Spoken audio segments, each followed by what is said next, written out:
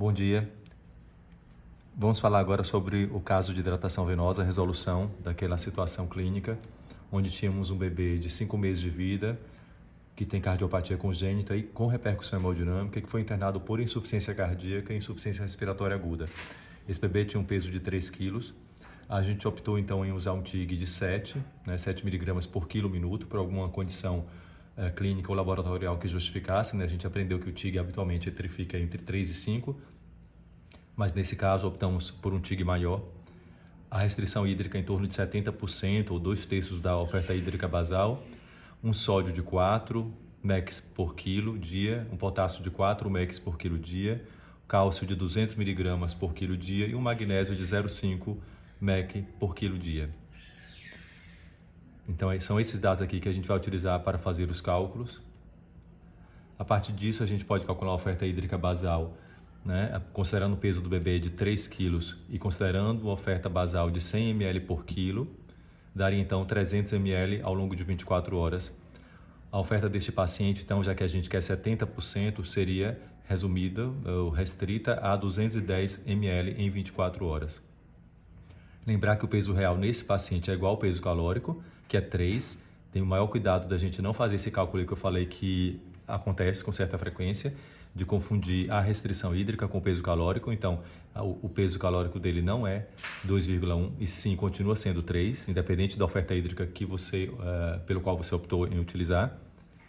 O próximo passo é o cálculo da quantidade de glicose, onde a gente sabe que a fórmula inclui o peso, sendo o produto por 1,44 e também pelo TIG. Nesse paciente, então, teremos 3 vezes 1,44 vezes 7, que foi o TIG que a gente escolheu usar. E daí vai dar em torno de 30 gramas em 24 horas. Para o sódio, teremos o cálculo de 4, a opção nossa, multiplicado pelo peso e dividido pela apresentação, que é o cloreto de sódio a 20%, nos oferece 3,4 mEq por ml. Desta forma, a gente vai ter que dar 3,5 ml de cloreto de sódio a 20% por dia para este paciente. Com relação ao potássio, optamos em dar 4 mEq por quilo dia, multiplicado pelo peso e dividido pela apresentação de 2,5, teremos então 4,8 ml de cloreto de potássio a 19,1%.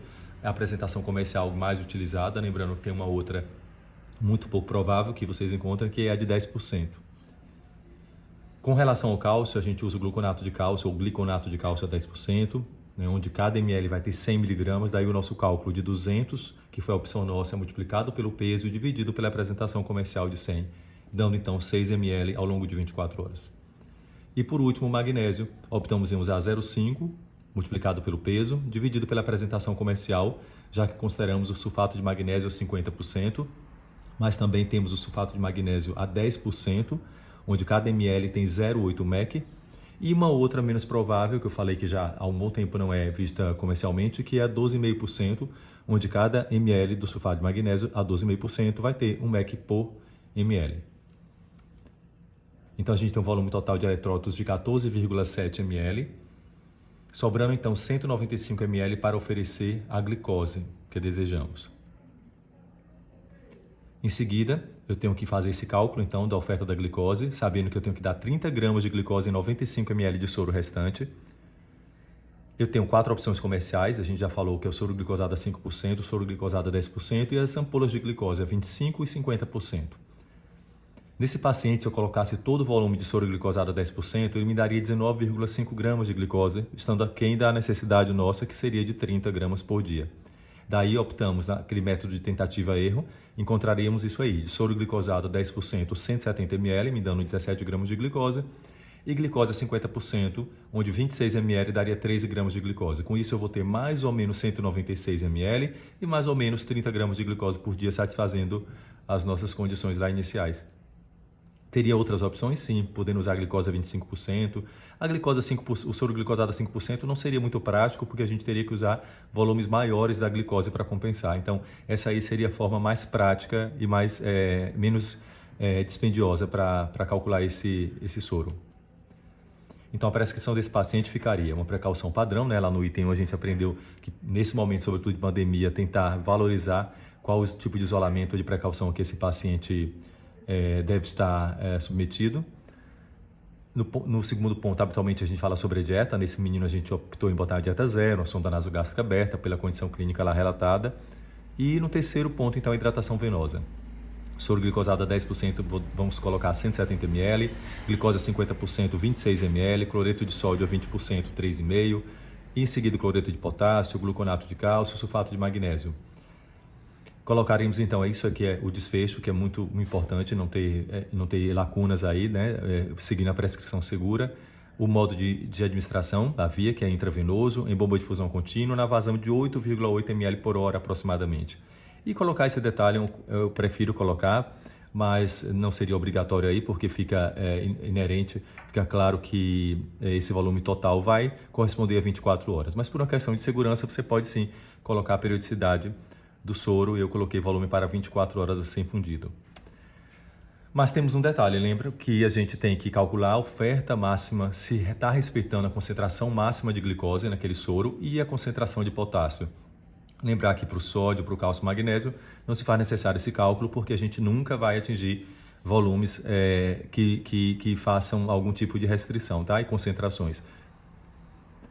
E aí eu quero calcular quanto de glicose eu estou dando nesse soro do paciente em termos de concentração. Eu estou dando 30 gramas de glicose em 210,7 ml de volume total, o que dá aproximadamente 14,2%, e a gente aprendeu que a partir de 12,5% o ideal é que seja em acesso venoso central, no máximo também até 25%. Então até 12,5% periférico, até 25% em acesso venoso central.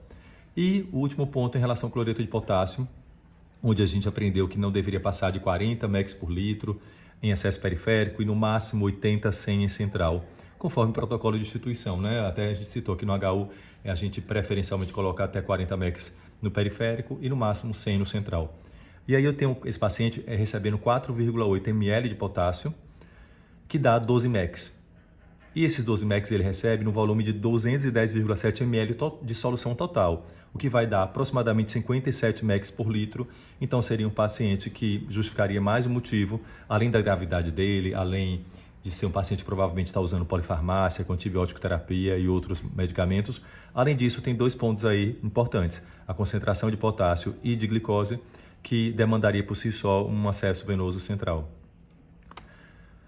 Então, nossa prescrição ficaria assim. Eu botei uma observação aí embaixo, um detalhe diferente do anterior, que era o quê? Em acesso venoso central. De repente, essa criança pode perder esse acesso no meio do transcorrer de um plantão e a enfermagem prontamente fez um acesso periférico, mas não estava lá colocado na sua prescrição que era para ser em acesso venoso central.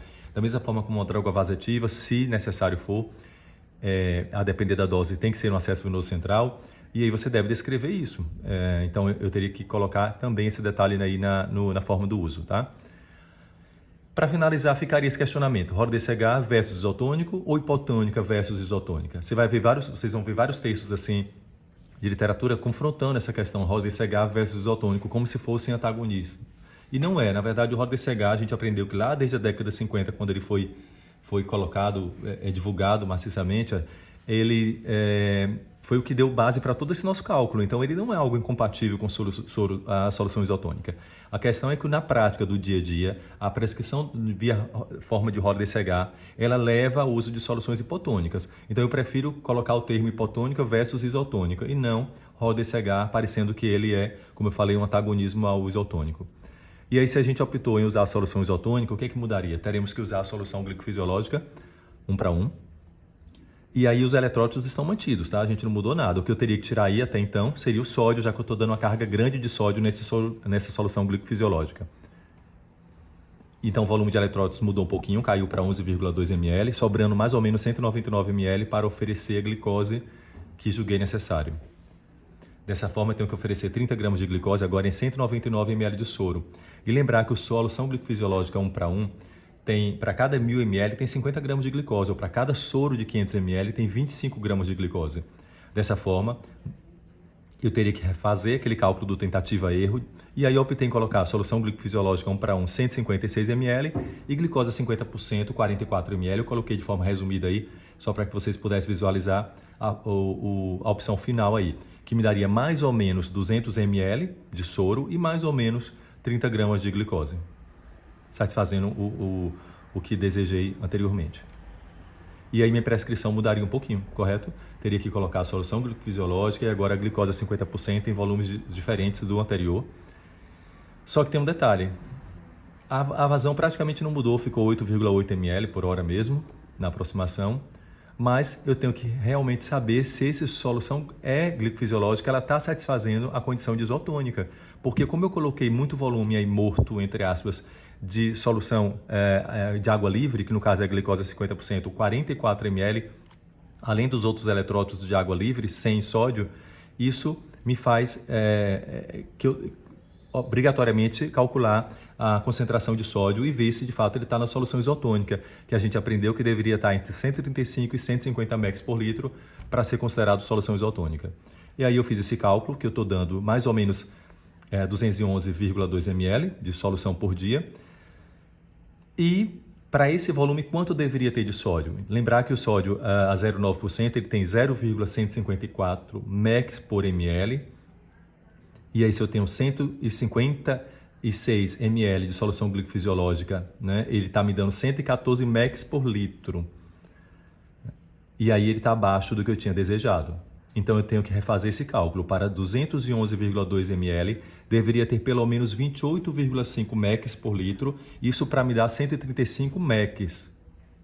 Tá? Eu vou refazer isso aí que eu falei 28,5 mEq por litro, não. Para eu ter 211,2 ml, deveria ter pelo menos 28,5 mEq de sódio, para que então eu dissesse que é isotônica. Isso se eu considerar 135 mEq por litro, que é o mínimo aceitável para ser classificado como isotônico.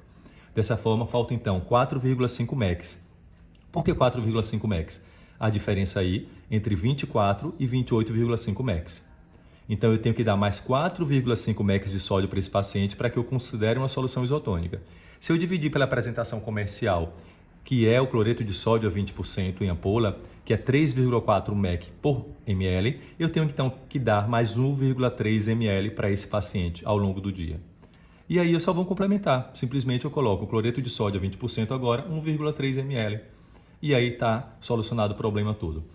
Só tenho que lembrar que vai aumentar um pouquinho do volume, mas foi pouca coisa. Ao invés de 8,8 ml por hora, vai dar 8,9 ml por hora, nada muito significativo. No final vai aumentar discretamente esse volume, mas nada.